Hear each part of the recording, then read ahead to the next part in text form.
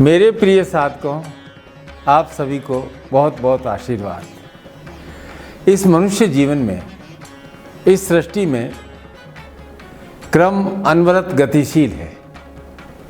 जन्म होता है, युवावस्था आती है, वृद्धावस्था आती है, फिर देह का अवसान होता है और फिर पुनः जन्म।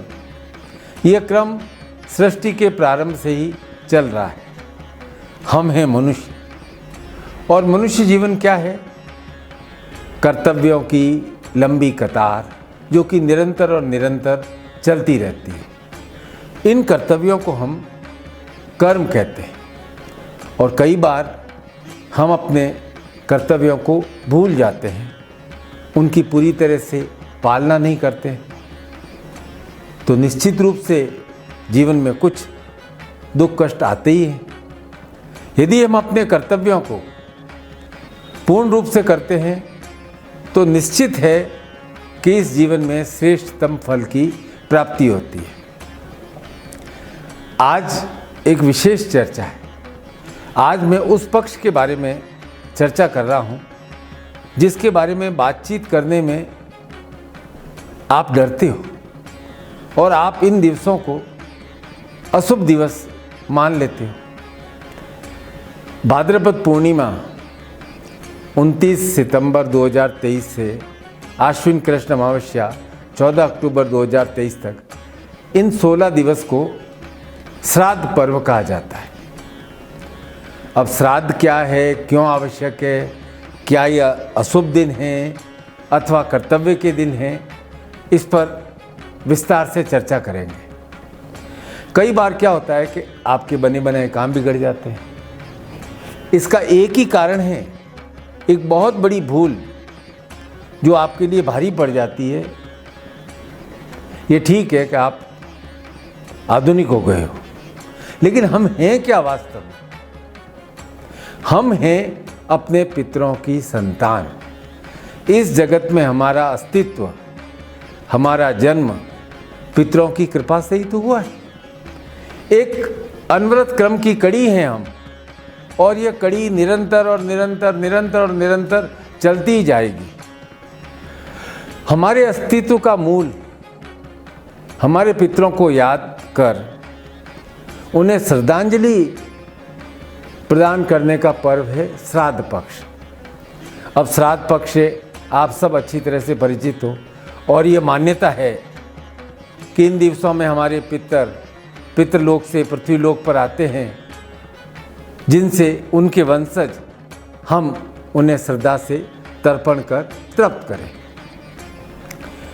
अब आप अपने पूर्वजों का इतिहास जानते हैं, और जिस परिवार में पितरों का पूजन श्राद्ध पक्ष में नहीं किया जाता है, उनकी शांति की प्रार्थना नहीं की जाती है, उसका परिणाम क्या होता है, यह हमारे वेदों में, ऋग्वेद में स्पष्ट विवेचन आया है। पितर शब्द संस्कृत के पितृ का अपभ्रंश है।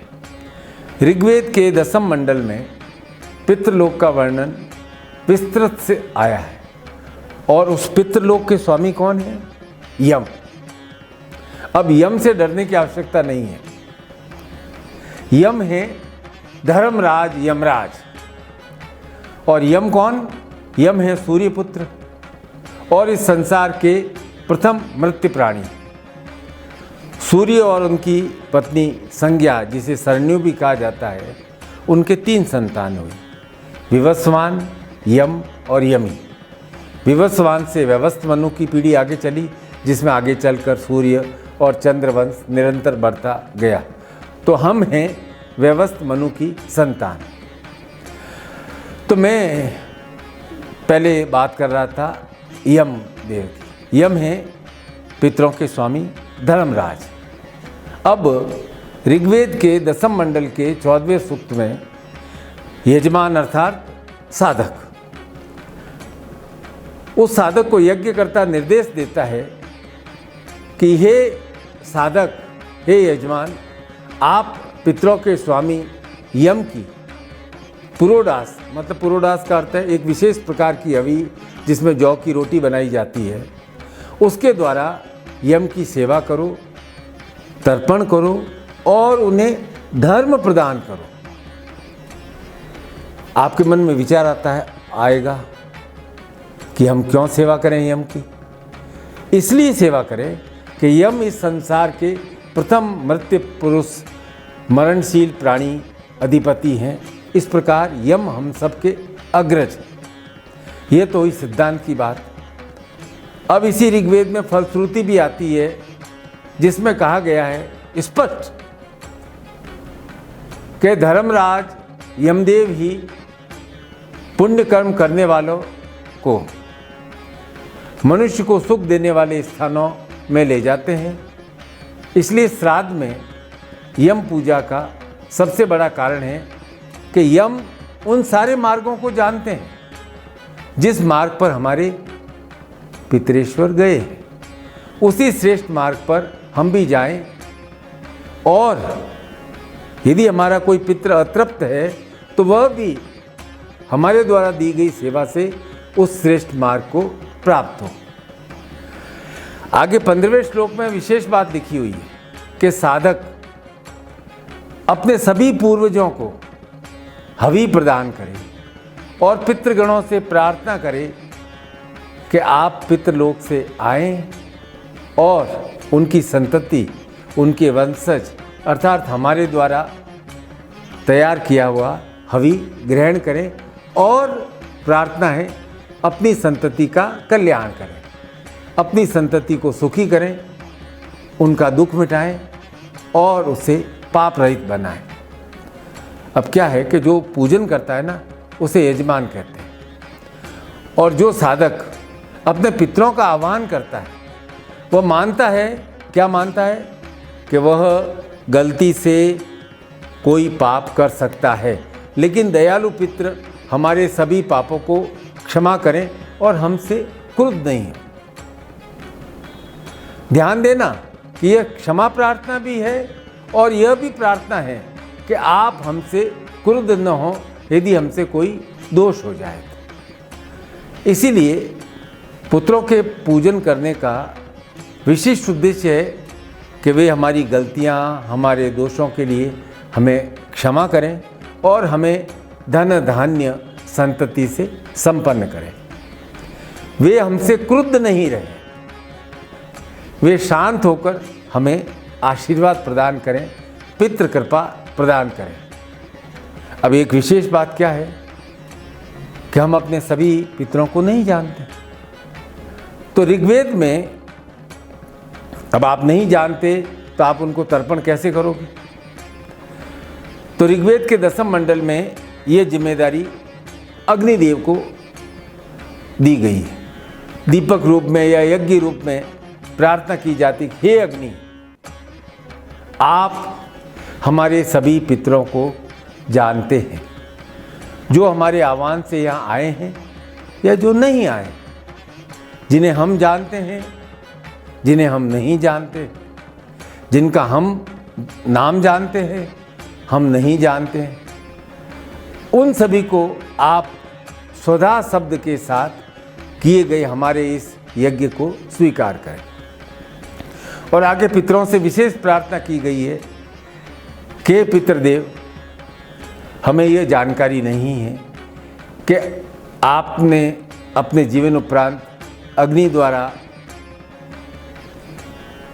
जलाए गए हैं या नहीं, और जो अग्नि द्वारा नहीं जलाए गए हैं, जिनकी अकाल अज्ञात मृत्यु हुई है, जो किसी अन्य लोक में भटक रहे हैं, आप सभी हमारे द्वारा इस तर्पण में, यज्ञ में स्वधा शब्द के उच्चारण द्वारा दिए गए हव्यों से प्रसन्न हो। इसीलिए पितृ शांति में यज्ञ करते समय स्वधा, स्वाहा की जगह स्वधा शब्द का उच्चारण किया जाता है। अग्नि से प्रार्थना की जाती है, हे अग्निदेव, आप उन पितरों से मिलकर उनके पितृ शरीर को उनकी इच्छा के अनुसार बनाएं और उनकी अतृप्त कामनाओं को तृप्त करो। अब वेदों में जो विवेचन आया है, उपनिषद में जिसे वेदांत कहते हैं, और बृहदारण्यक उपनिषद में 3 लोकों का विवेचन आया। प्रथम मनुष्य लोक, दूसरा पितृलोक और तीसरा देवलोक। अब ज़्यादातर मनुष्य धन और संतान की इच्छा रखते हैं, स्वाभाविक है, वे मनुष्य लोक में हैं और इस मनुष्य लोक को पुत्र अर्थात संतान से ही जीता जा सकता है। इसलिए इस उपनिषद में ऋषि ने पुत्र शब्द की व्याख्या करते हुए स्पष्ट कहा है कि पुत्र में 2 अक्षर हैं। पू का अर्थ है पूरा करना और त्र का अर्थ है जो नहीं किया उससे हमारी रक्षा करना। अर्थात मैं जो नहीं कर सकता वह मेरा पुत्र करे, उन नहीं किए गए कार्यों से मेरी रक्षा करे। अर्थात हमारे पितृ जो कर्तव्य पूरे नहीं कर सके उन कर्तव्यों को मेरा पुत्र पूर्ण करे। तो आधुनिक काल में अब यही भावना से एक पितृ कह रहा है कि मेरा नाम करेगा रोशन, जग में मेरा राज दुलारा। यही भावना है, पितृ आपसे यही चाहते हैं कि मेरा नाम रोशन करे इस जग में। अब क्या है, आदिकाल से मनुष्य की 2 इच्छाएं रही है, पुत्रेष्णा और वित्तेष्णा। ऐष्णा का अर्थ है इच्छा। धर्म ग्रंथों में बार बार उल्लेख आया है कि संतान प्राप्ति के लिए सभी लोगों ने, राजा, यहाँ तक कि राजा महाराजाओं ने भी पुत्रेष्टि यज्ञ का संपन्न किया, साधनाएं की। जैसे भगवान कृष्ण ने भी महेश्वर की पूजा की जिससे उन्हें शांबपुत्र प्राप्त हुए। अब ध्यान देना, केवल पुत्रों के प्रति आकर्षण नहीं है। भागवत में एक बहुत सुंदर विवेचन आया है। व्यवस्थ मनु ने पुत्र प्राप्ति के लिए यज्ञ किया, लेकिन मनु पत्नी श्रद्धा ने कन्या की इच्छा की और इस यज्ञ के परिणाम स्वरूप पुत्री हुई जिसका नाम इला रखा गया। अरे भाई, ये पुत्र हो या पुत्री हो, हर मनुष्य की इच्छा रहती है कि उसके संतान हो। इसके मूल में क्या भावना है? वही ब्रह्म की अभिव्यक्ति, एको हम बहुश्याम, मैं एक से अधिक हो जाऊं, मैं एक से बहुत हो जाऊं। और इसका उदाहरण हमारी वंश मेल है। और विशेष बात क्या है कि यह मनुष्य, हम मनुष्य इस लोक को पुत्र पुत्री से ही जीत सकते हैं, क्योंकि वे हमारे बाद रहते हैं और आगे और संतति उत्पन्न करते हैं, हमारी वंश मेल चलती रहती है। यह है मनुष्य लोक का विवेचन। अब इस मनुष्य लोक के बाद दूसरा लोक पितृलोक कहता है, जिसमें पितरों का निवास है। और श्राद्ध पक्ष में पितृगण पितृलोक से इस भूलोक पर तर्पण ग्रहण करने आते हैं। और उपनिषद बहुत विशेष बात कह रहा है कि हम इस पितृलोक को कर्म से जीत सकते हैं। अब पितृ मतलब बड़े, बड़े अर्थात एल्डर लोगों की सभा। नगर पालिका को पहले क्या कहा जाता था? हाउस ऑफ एल्डर, अर्थात वे लोग जो हर समय नगर के उत्थान में लगे रहते। तो आप इस बात को अच्छी तरह से समझ लीजिए कि हमारे पितृगण सदैव हमारी उन्नति के लिए प्रयत्नशील रहते हैं, क्योंकि हम सब इस संसार में अपने पितरों के ही तो जीवित स्मृति चिन्ह है, जीवंत स्वरूप है। अब इस पितृलोक को कर्म से कैसे जीतेंगे? सीधा सरल उपाय है, पुत्र बनने का संकल्प लेकर, पुत्र या पुत्री। और पुत्र कौन? संतान कौन? जो माता पिता द्वारा न किए गए कर्म को पूरा कर उनकी रक्षा करता है। बहुत गंभीर बात है। पुत्र कौन? जो माता पिता द्वारा न किए गए कर्म को पूरा कर उनसे उनकी रक्षा करता है, श्रेष्ठ कर्मों द्वारा उनकी रक्षा करता है।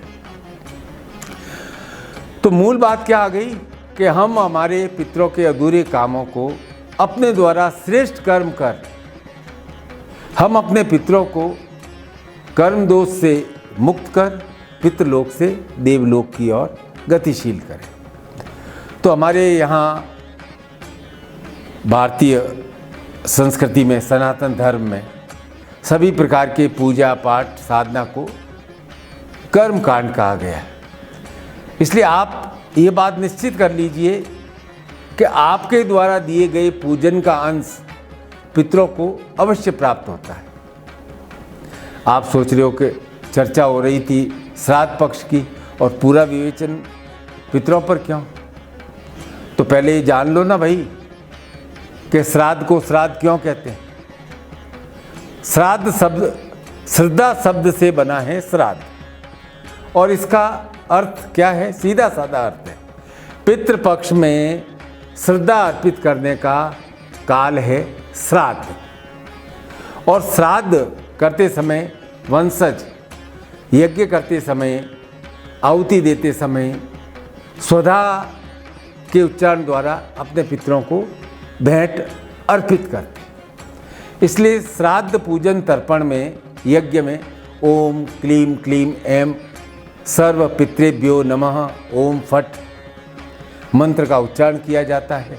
और यज्ञ करें तो इस मंत्र के बाद ओम क्लीम क्लीम ऐं सर्व पितृभ्यो नमः स्वधा स्वधा स्वधा उच्चारण करना चाहिए। तो श्राद्ध पूजन के समय हम पितरों को अपनी मानसिक भावना प्रकट करते हैं कि हे मेरे पितृदेव, आप उत्तम मार्ग जाकर अपने पितरों से, यम से और अपने उत्तम कर्म के फलों से मिलो। आप स्वर्ग मार्ग पर गतिशील हों। कौन सा मार्ग? जिस मार्ग पर हमारे पूर्ववर्ती पितृ गए।